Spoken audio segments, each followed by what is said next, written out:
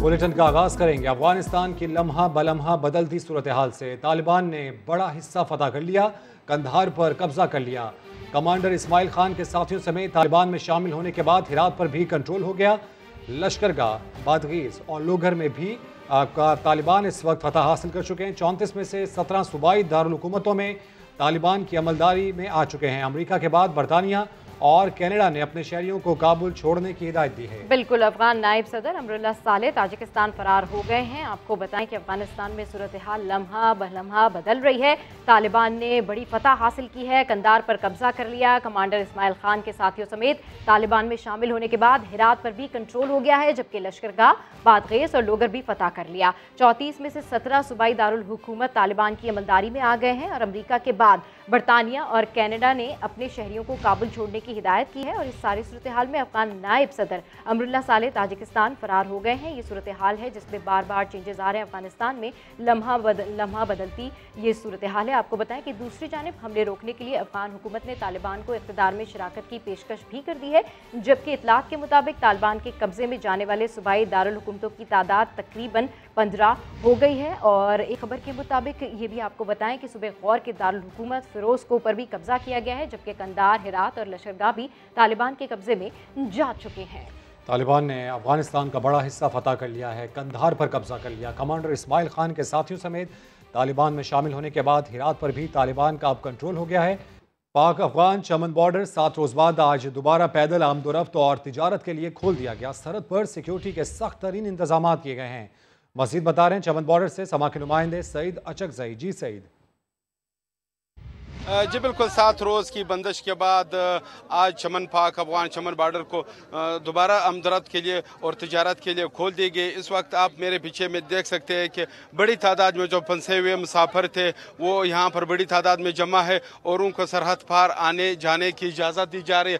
ताहम जो सरहद पर जमा मुसाफिर है उनके बाकायदा तमाम दस्तावेज़ात और सफरी डॉक्यूमेंट चेक करने के बाद उनको आने जाने की इजाज़त दी जा रही है। डिप्टी कमिश्नर चमन जुमादात खान मंदोखिया ने बताया था कि सरहद आज खोलने का उन्होंने ऐलान किया था, जिसके बाद अभी थोड़ी देर पहले सरहद जो है वो पैदल आमदरफ्त और तिजारत के लिए खोल दी गई, जिसके बाद जो बड़ी तादाद में जो फंसे हुए मुसाफिर थे वो यहाँ पर सरहद पे पहुँच गए और उनका पाकिस्तान और अफगानिस्तान के दरमियान सरहद आर पार के जाना जो है वो शुरू हो चुका है। जी ठीक है, अपडेट करने के लिए शुक्रिया। वज़ीर ख़ारजा शाह महमूद कुरैशी ने पाकिस्तान में दहशतगर्द कार्रवाइयों में अफगान सरजमीन का इस्तेमाल अफसोसनाक करार दे दिया। मुशावरती कौंसिल बराए उमूर ख़ारजा के इजलास से खिताब में कहा कि अफगानिस्तान में सूरत हाल मजीद ख़राब हुई तो पाकिस्तान सबसे ज़्यादा मुतासर होगा। इस हवाले से मजीद तफसीलात हासिल करते हैं समा इस्लामाबाद के ब्यूरो चीफ खालिद अजीम साहब से। जी खालिद अजीम साहब, बताइएगा कि वज़ीर ख़ारजा का मजीद क्या कहना था? जी, इस इजलास में बाकी वज़ीर मनसूबा बंदी, वज़ीर ख़जाना, मुशीर तिजारत और वज़ीर आज़म के जो ख़ुसूसी नुमाइंदे हैं अफ़गानिस्तान के लिए एम्बेसडर मोहम्मद सादिक, वो और उसके अलावा सेक्रेटरी ख़ारजा सोहेल महमूद और बाकी अहम जो अफसरान हैं उनकी शिरकत हुई। और उसमें उन्होंने जो अफ़गानिस्तान के अंदर इस वक्त जो सूरत हाल पैदा हुई है और उसके जो असरात मुमकिन पाकिस्तान के ऊपर हो सकते हैं उनके ऊपर तफसील से वाला ख्याल भी किया गया।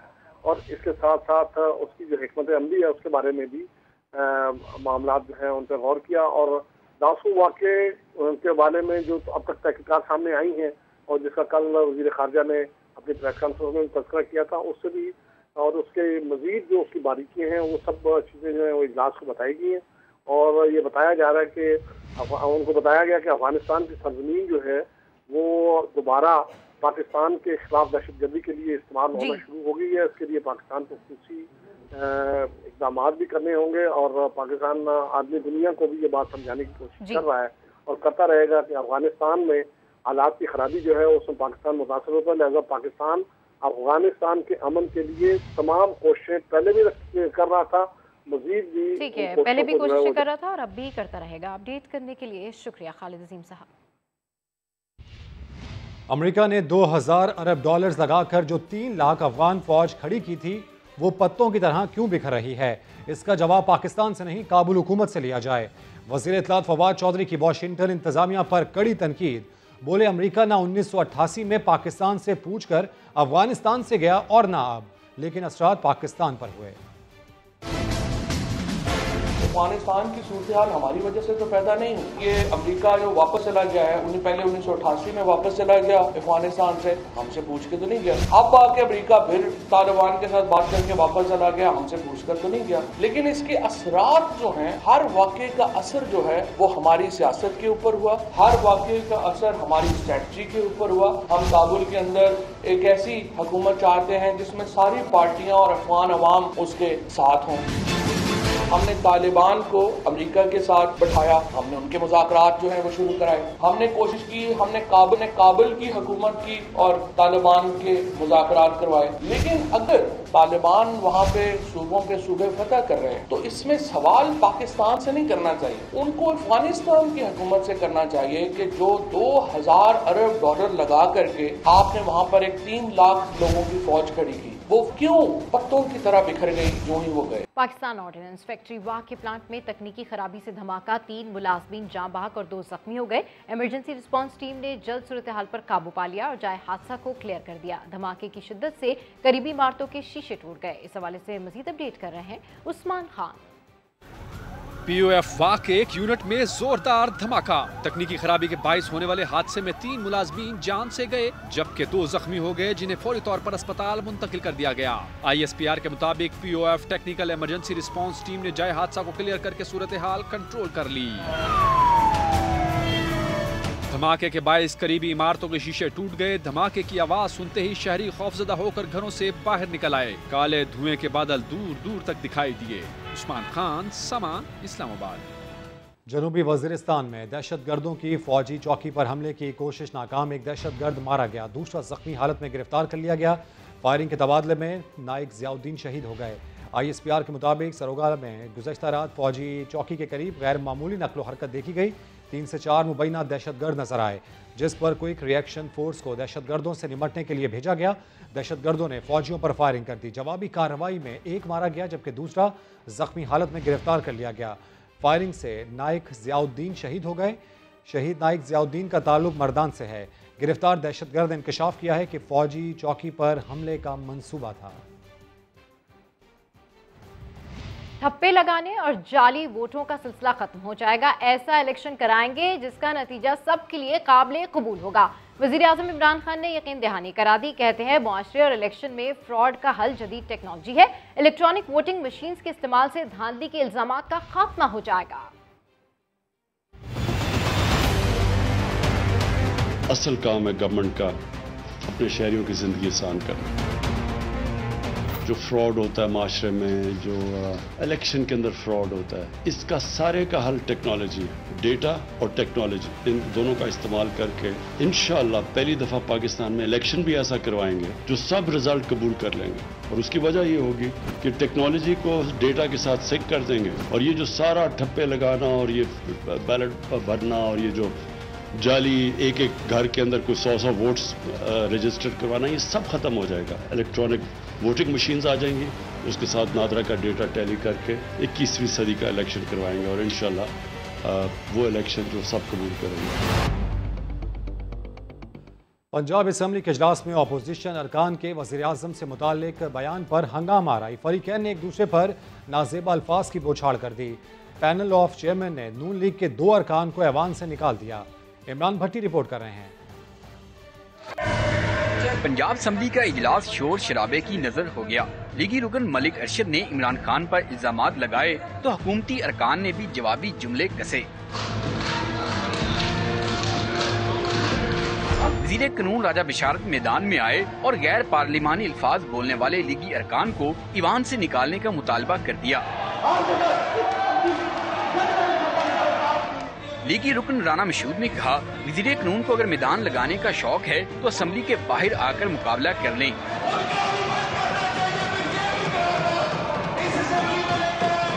इस सूरत हाल पर पैनल ऑफ चेयरमैन ने 15 मिनट के लिए इजलास मुलतवी कर दिया। इजलास दोबारा शुरू हुआ तो अरकान में फिर गर्मा गर्मी हो गई। पैनल ऑफ चेयरमैन ने लीगी रुकन मलिक अरशद और मिर्जा जावेद को एक दिन के लिए मुअत्तल करते हुए ईवान से बाहर निकाल दिया, जिस पर अपोजिशन ने एहतजाजन ईवान से वॉकआउट कर दिया। पैनल ऑफ चेयरमैन ने कुछ देर कार्रवाई जारी रखने के बाद इजलास गैर मुय्यना मुद्दत के लिए मुलतवी कर दिया। कैमरामैन नदीम कासिम के साथ इमरान भट्टी, समा, लाहौर।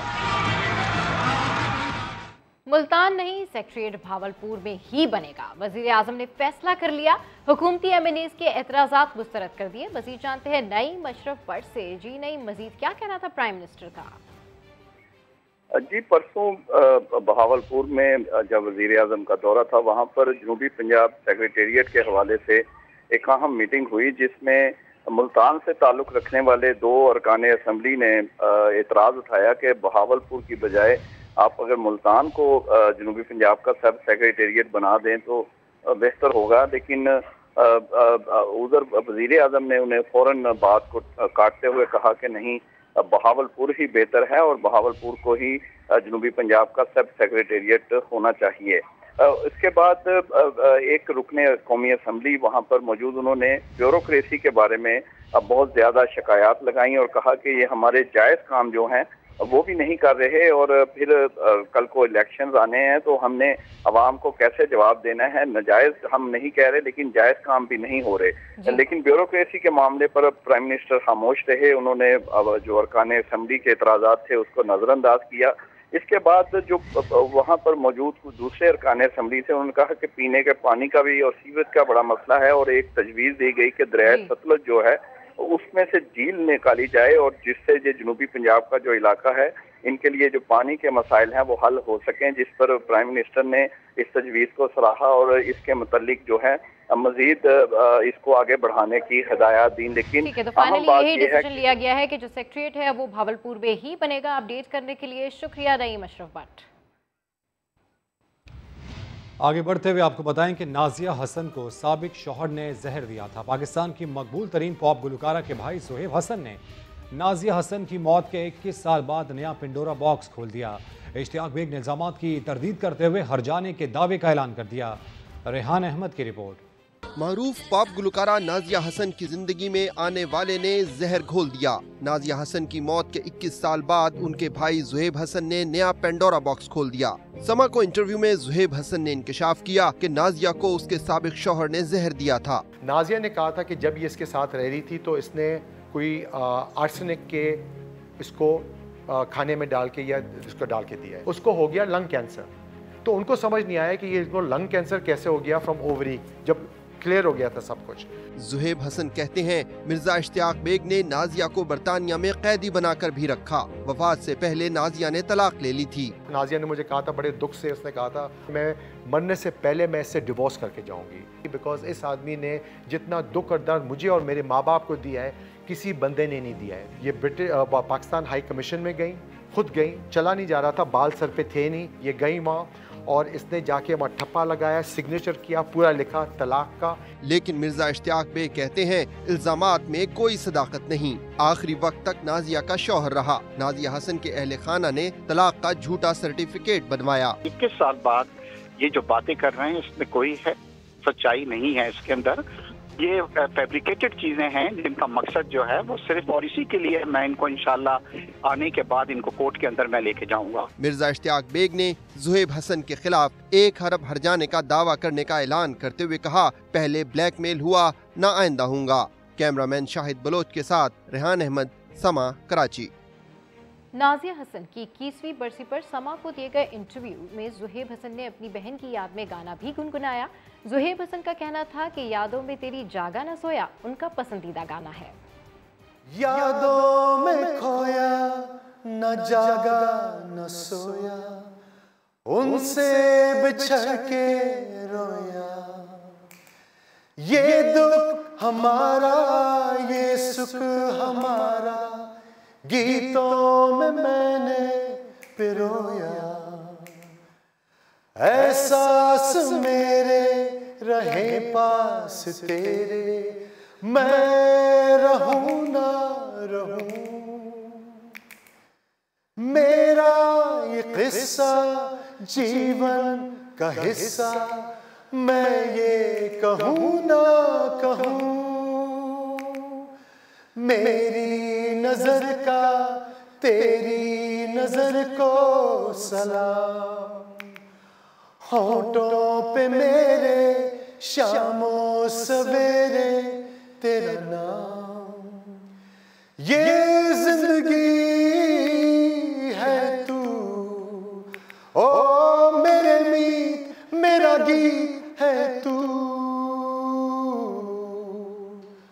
पल पल ये आशा देती दिलासा, सफर है बाकी अभी, नई मंजिलें हैं, नए फासले हैं, डगर है बाकी अभी। कोरोना का जिक्र जो मजीद 79 अफराद की जान ले गया। 39 अमवात के साथ सिंध सर फहरिस्त है। मुल्क भर में कोरोना से अब तक 24,266 लोग मौत के मुंह में जा चुके हैं। एक दिन में मजीद 4,619 केसेस सामने आ गए। शरह 7.76% हो गई। NCOC ने 14 अगस्त को भी तमाम वैक्सीनेशन सेंटर्स खुले रखने का फैसला किया है। दूसरी जानिब निगलेरिया के वार जारी। रवा साल कराची में अब तक 5 अफराद मौत के मुंह में जा चुके हैं। दिमाग खा जाने वाला निगलेरिया सिर्फ कराची वालों पर ही क्यों वार कर रहा है, ये देखते हैं मुदस्सिर नजीर की खुसूसी रिपोर्ट में।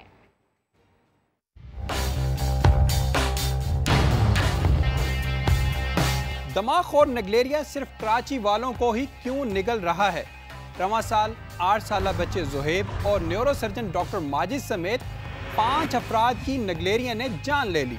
अचानक निगलेरिया कैसे पैदा हुआ, समा ने तहकीकात की तो पता चला कि कराची को फ्राहम किए जाने वाले 70% पानी में या तो क्लोरीन बिल्कुल नहीं या बहुत कम है। आलमी म्यार के मुताबिक शहरियों को फ्राहम किए जाने वाले पानी में 0.5 ppm यानी पार्ट पर मिलियन क्लोरीन का होना लाजमी है। अब बात करते हैं कि कराची वालों को जो पानी मिल रहा है क्या उसमें क्लोरीन की मतलूबा मिकदार मौजूद है। Karachi water and sewerage board ने वर्ल्ड बैंक के ज़ेरे इंतजाम चलने वाले project Karachi water sewerage services improvement project को एक रिपोर्ट जमा करवाई, जिसमें बताया गया है कि कराची के 123 पंपिंग स्टेशन से सैंपलिंग की गई, जिनमें से 87 के पानी में क्लोरीन शामिल ही नहीं। ये नमूने शहर के मुख्तलिफ हाइड्रेंट्स, 2 फाल डमलोटी के कुओं, किडनी हिल और यूनिवर्सिटी रोड के ज़खायर और दीगर पंपिंग स्टेशनों से जमा किए गए थे। माहिरीन कहते हैं कि दमाखोर निगलेरिया आम तौर पर गर्म मीठे पानी, झीलों, दरियाओं और मिट्टी में पाया जाता है, या फिर घरों में मौजूद वो वाटर स्टोरेज टैंक जहां सूरज की रोशनी नहीं पहुंचती वहां जन्म लेता है। जबकि क्लोरीन की मतलूबा मिकदार इस जानलेवा अमीबा को ख़त्म करती है। हुकूमती तवज्जो अपनी जगह, मगर शहरियों को भी चाहिए कि वाटर स्टोरेज टैंक्स को न सिर्फ साफ रखें बल्कि पानी में क्लोरीन की मतलूबा मिकदार भी शामिल करते रहें। जहाज है कि निकल कर नहीं दे रहा। कराची के साहिल पर फंसे जहाज को निकालने का ऑपरेशन मुतासिर। जहाज से टगबोट तक बांधा गया 1100 मीटर लंबा रस्सा टूट गया। ऑपरेशन कल तक के लिए मुलतवी कर दिया गया। अपडेट्स हासिल करेंगे समा के नुमाइंदे सैयद रिजवान आलम से। और रिजवान, हुकाम तो काफ़ी पुरुमीद थे कि आज ही शायद ऑपरेशन मुकम्मल कर लिया जाएगा, लेकिन सूरत हाल बिल्कुल मुख्तलिफ हो गई। जी बिल्कुल, देखें इस जहाज़ के हवाले से मैं इस वक्त सीव्यू पर मौजूद हूँ। दिल्ली हनूज दूर अस्त, बिल्कुल कभी कुछ हो जाता है कभी कुछ हो जाता है। तो ये आज जो है वो जहाज़ को निकालने के जो 1100 मीटर लंबा तवील रस्सा बांधने में कामयाब हुए थे, वो कामयाबी भी जो है वो क्या कहते हैं गहना गई है। और वो रस्सा बीच से टूट जाने के बाद उसका सिरा समंदर में खो गया। बूट के जरिए जो है पायलट बूट मंगवाई गई, उसके सिरा ढूंढने की कोशिश की गई ताकि रस्सा मिल जाए तो उसको जोड़ के ही ऑपरेशन किया जाए, लेकिन वो उसमें भी कामयाबी नहीं हुई और रस्सा नहीं मिल सका, जिसकी वजह से इस ऑपरेशन को कल तक मुलतवी कर दिया गया है। अब ये सूरत हाल है कि जहाज़ बदस्तूर इधर ही मौजूद है और हमारी बात हुई कि जहाज़ के सिग्नल ऑफिसर कहना था कि हम कल एक और अपनी इसी कोशिश करेंगे, जहाज़ का रास्ता ढूंढ के उसको जोड़ के दोबारा इसको जहाज़ को निकालने की कोशिश की जाएगी। लेकिन उसके बाद ज़रा मुश्किल हो जाएगा, क्योंकि ऊंची समंदर की जितनी ऊंची लहरें चाहिए 3 मीटर तक की, वो अब जो है क्या कहते हैं कल के बाद जो है मुश्किल है, क्योंकि वो 3 मीटर से जो है जहाज लहरें जो है वो नीचे आना शुरू हो जाएंगी। और अब 22 तारीख को जाके जो है वो मतलूबा लहरों की ऊंचाई जो है वो 22 तारीख तक को से मिलना शुरू होगी, 3 मीटर और फिर उससे ऊपर। तो ये ऑपरेशन अगर कल एक कोशिश जो है वो कामयाब होती है तो की जाएगी, वरना अगर नहीं हुआ तो फिर ये 22 तारीख तक समझ ले कि ऑपरेशन मुलतवी हो गया और ये जो जहाज निकालने का ऑपरेशन है ये अब सकता है। अपडेट्स के लिए शुक्रिया रिजवान। ऑडिटर जनरल ने FBR में 133 अरब की माली बदइंतजामी और मुबैना बेकायदगियों की निशानदेही कर दी। वज़ीर आज़म कोरोना पैकेज के तहत तकरीबन 5000 रिफंड्स केसेस का रिकॉर्ड ही नहीं। शकील अहमद की रिपोर्ट। FBR के शोबा इनलैंड रेवेन्यू और कस्टम्स में 133 अरब रुपए की माली बदइंतजामी और मुबैना बेज़ाब्त किया। ऑडिटर जनरल ऑफ पाकिस्तान ने FBR से मुतालिक ऑडिट रिपोर्ट 2020-21 में भांडा फोड़ दिया। वजीर आजम कोरोना रिलीफ पैकेज के तहत रिफंड्स की अदायगी में भी गड़बड़ का इंकशाफ। FBR हेड ऑफिस और फील्ड दफातर 4,987 रिफंड्स केसेस का रिकॉर्ड फराहम करने में नाकाम रहे। सेल्फ असेसमेंट स्कीम में इंतजामी मसाइल से 80 अरब रुपए कम टैक्स वसूली, जबकि जब्त शुदा अशिया के केसेस बर वक्त न निपटाने से 3 अरब रुपए से जायद का नुकसान हुआ। इनमें गाड़ियाँ, मोबाइल फोन, मशीनरी, खुराक, कपड़ा, स्टील, लोहा और प्लास्टिक का सामान शामिल है। रिपोर्ट के मुताबिक 113 टैक्स दहिंदगान से 7 अरब रुपए कम टैक्स वसूल किया गया। विदहोल्डिंग टैक्स की मद में डिफॉल्टर्स से 31 अरब रुपए से ज्यादा की रिकवरी नहीं की गई। दरामदी अशिया की कम मालियत जाहिर करने से रेवेन्यू को 6.5 अरब रुपए के नुकसान का भी इंकशाफ हुआ। इनकम और सेल्स टैक्स रिफंड्स की अदायगी में भी खजाने को 1.5 अरब रुपए नुकसान। फास्टर सिस्टम में खामियों से 65 करोड़ का इजाफी सेल्स टैक्स रिफंड अदा किया गया। स्टील मसनूआत पर 20 करोड़ 50 लाख रुपए की ड्यूटी वसूल ही नहीं की गई। बच्चों की वतन से मोहब्बत दीदनी है। कराची में बच्चों ने ऐसा क्या किया, देखते हैं साद साबरी की रिपोर्ट में। कोरंगी में बच्चों ने हरी झंडियों से गली सजाने के लिए दिन रात एक कर दिया। झंडियाँ बनाती हूँ, झंडियाँ लगाती हूँ। पाकिस्तान से हमें बहुत मोहब्बत है। कपड़े बनाए, मैंने फ्लावर बनाए मेरी नानी ने, और मैंने झंडियाँ बनाई। बहुत सारी चीज़ें मैंने तैयारियाँ करी। मैंने कभी नारे, कभी नगमे, बच्चा बच्चा वतन की मोहब्बत से सरशार है। इस जज्बे पर सभी फख्र कर रहे हैं। हमें 14 अगस्त की खुशी के लिए सयार हैं। एक ही दिन होता है, इसकी खुशी के लिए सयाते हैं, इसलिए हम सब 14 अगस्त मनाते हैं। इस जज्बे पर सभी फख्र कर रहे हैं। शौक तो बचपन से है, लेकिन लगाना अब शुरू करी है हमने। 3 दिन होगा हमको लगाते हुए। सबने, मैंने क्या, सबने माशाल्लाह से खुशी खुशी सबने इनका साथ दिया। बच्चों को हर एक घर से पैसे मिलाए इन लोगों ने, फिर मेहनत करी, झंडियाँ बनाई, फिर रात में लगाई इन्होंने। पाकिस्तान से मोहब्बत करने वाले बच्चे कोरंगी की इस गली में ही नहीं, वतन की हर गली में रहते हैं, जिनका ये जज्बा मुस्तकबिल में वतन को तरक्की की राह पर गामजन करना है। कैमरामैन मोहम्मद आतिफ के साथ साद साबरी, समा, कराची। के बाद हाजिर होंगे हेडलाइंस के साथ। देखते रहिए समा।